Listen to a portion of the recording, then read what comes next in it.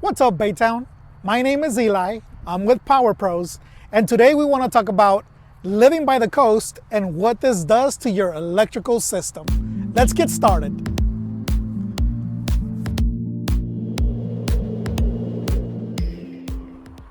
Your home's grounding consists of your ground rod, your ground wire, your bonding, and your bus bar inside of your electrical panel. So living in Baytown, there's a couple of things that your grounding components have to contend with, and that one of them is, of course, the salty humidity coming off of the coast. Something else is we have all of these refineries around us, and it does play a little bit of a havoc with your grounding system. I wanted to tell you, first of all, what happened with one of my clients. She called, I went to her house, and she has a big, beautiful house. And she was telling me that almost half of her house was not working. Her TV wouldn't come on. She had a beautiful, brand new adjustable mattress bed that wouldn't come on. She also had a recliner that would not work. Her fans on that side of the house would not work. So we got to walking around the house and we got to troubleshooting, trying to figure out what it was that happened.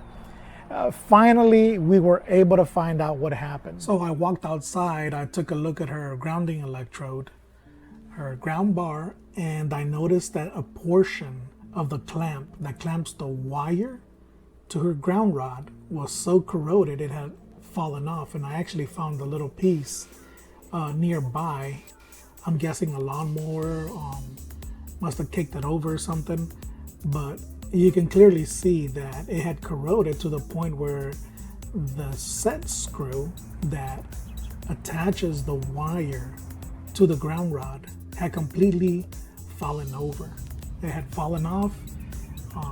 It had detached itself from the ground wire.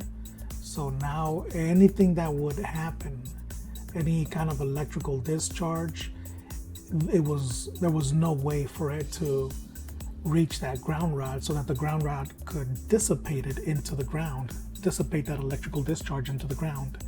This is what Baytown air is doing to your breaker box right now, and it's a literal fire hazard. Living near the coast means the air is basically a slow motion acid bath for your home's electrical system. When salt air and 90% Baytown humidity hit these copper contacts, they oxidize. That green crust, it's a resistor.